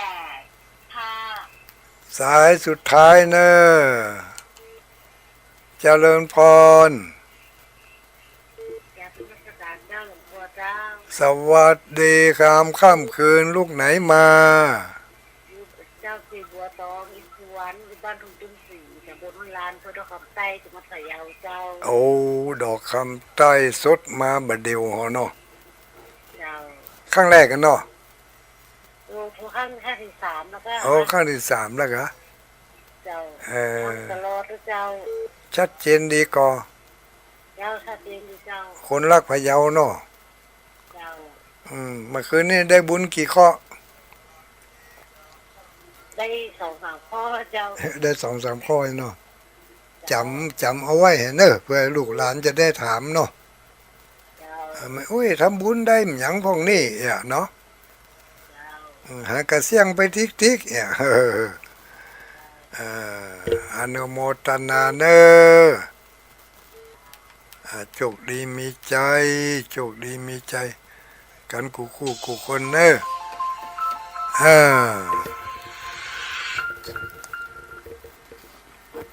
ยังเหลือเวลา4-5 นะ5-6 นาทีมีกิจกรรมเนอะญาติโยมทั้งหลายกิจกรรมต่อเนื่องกัน ภายในสิ้นเดือนนี้ก็มีหลายอันหลายอย่างเนาะมาฮับหูฮับทราบกัน วันที่19วันพรุ่งนี้พี่น้องที่เวียงปะเป้านี่ก็พี่เวียงปะเป้าสัมปัตตองเนอะที่เคยมาร่วมทำบุญเพิ่นจะทำบุญทำบุญอย่างทำบุญทักษิณาทานถวายดวงวิญญาณของตุลงสวัสดิ์พระครูโสธิภัทรคุณเจ้าอดีตเจ้าอาวาสวัดศรีคำเวียงวันพรุ่งนี้ทุกๆวันที่19เนี่ยวันที่19ของเดือนทุกเดือนนะไปจนกว่าจะทำการพระราชทานเพลิงทำพระครูโสธิภัทรคุณที่วัดศรีคำเวียงไปมีโอกาสมีเวลาก็ไปร่วมกันเนอะวันพุธกี่ข้อไงแล้วเป็นต้นไปก็พักตอนเดียวก็เรียบร้อยนะกำหนดการได้ก็บ่ได้หันก็ว่ากี่ข้อไงหุ้กี่ข้อตอนหุ้มหูอยู่ใกล้ๆก็ถามว่าเธอเนอะวันพรุ่งนี้วันที่วันที่19แล้วก็วันที่24ก็เนาะ24ก็ใกล้นี่เนาะ24วัดบรรพตสถิตเนาะฟังเทศน์ฟังธรรมวันที่25ไปร่วมกันปลูกต้นไม้ไว้เป็นที่ระลึกเป็นอนุสรณ์ที่ระลึกในพุทธมณฑลที่อำเภอดอยหล่อจังหวัดเชียงใหม่เป็นพุทธมณฑลเป็นสถานที่ชุมนุมของคณะพระสงฆ์ของสังฆเจ้าอาจจะเป็นสถานที่ประชุมกันอย่างก็นะต่อไปถ้าสร้างแล้วถึงเมื่อถึงวันนี้ก็ใช้สถานที่นั่นบริการพระสงฆ์องค์สังฆเจ้าและศรัทธาญาติโยมวันที่25เนี่ยตุลุงก็จะเอาไม้ไปหลายต้นอยู่ใครได้ไปก็ไปช่วยกันปลูกกำเนอะจะเอาไม้เอากาไม้งามๆไปปลูกที่พุทธมณฑลนะกี่ข้อไงแล้วก็ไปจะไปกี่ข้อตอนปุ่นไป ให้มีหยังของกินดีๆลำๆเอาไปสู่กันเนอะที่พุทธมณฑลเชียงใหม่เนาะพี่น้องทางเชียงใหม่เขาไปร่วมกัน วันที่วันที่24เนี่ยเนาะวันที่25ไม่ใช่24ข้ามไปวันวันที่19วันพรุ่งนี้ที่วัดศรีคำเวียงตะกี้ว่าวันที่24เนาะวันที่24วัดบรรพตสถิตวันที่25พุทธมณฑลเชียงใหม่ย้อนมาวันที่23ถึงกำเนอะวันที่23วันเดือน11ดับเดือน11ดับนี่ที่วัดม่อนจอมพอนี่จะมีการทำบุญถวายผ้าอดิเรกจีวรถวายผ้าอดิเรกจีวรในวันที่23ที่เขาเข้าใจกันว่าผ้าวาสานั่นนะตานผ้าวาสาตานผ้าวาสาในวันที่23วันเดือน11ดับทุกปี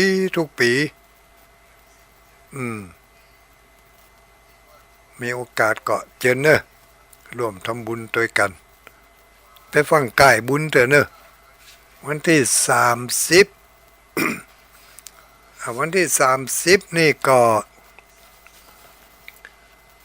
อันนี้ก็ประชาสัมพันธ์บอกกล่าวกันเห็นน้อยวันที่30เป็นเดือน12ออก7ค่ำเดือน12ออก7ค่ำทุกปี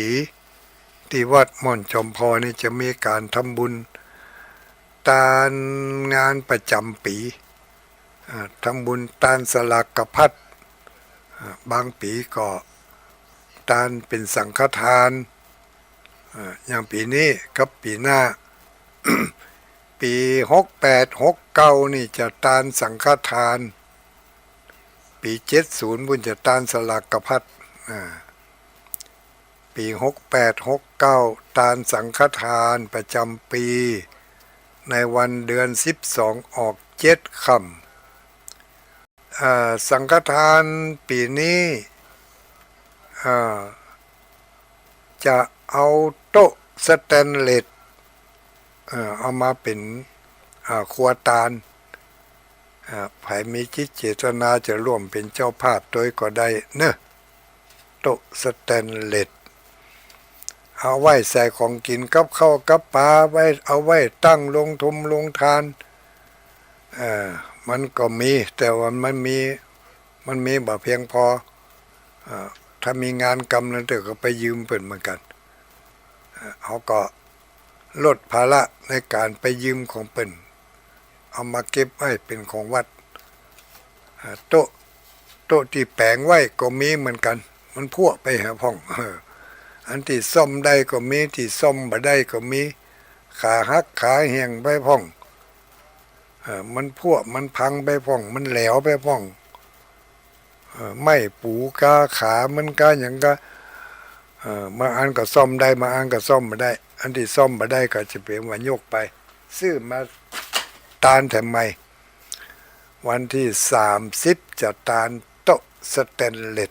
ใครมีโอกาสมีเวลาเป็นเจ้าภาพกันได้เลยพี่น้องบ้านเหนือบ้านใต้บ้านไกลบ้านไกล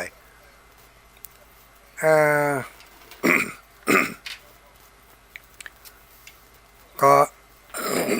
เดือน12เป็งยังทำหลายวันอันนี้บอกว่ากันเถอะเนาะเอาละเป็นว่าค่ำคืนวันนี้ก็คงจะยุติไว้เพียงแต่อีกก็นำรายการนี้คืนเวลาให้ครับทางสถานีเปิ้นสำหรับตุลุงก็ขออนุโมทนาขอบคุณครับเจ้าของสถานีเจ้าของเวลาทุกคนทุกที่ทุกแห่งทุกสถานีญาติโยมทุกคนที่ฟังอยู่ก็ขอให้มีความสุขกายสุขใจปราศจากทุกโศกโรคภัยมีความปรารถนาสิ่งหนึ่งอันใดขอความปรารถนานั้นจงสำเร็จเหมือนกันทุกคนทุกท่านรับดีฝันดีเนอจัตตารโอธรรมาวัฏันติ อายุวันโนสุขังปลัง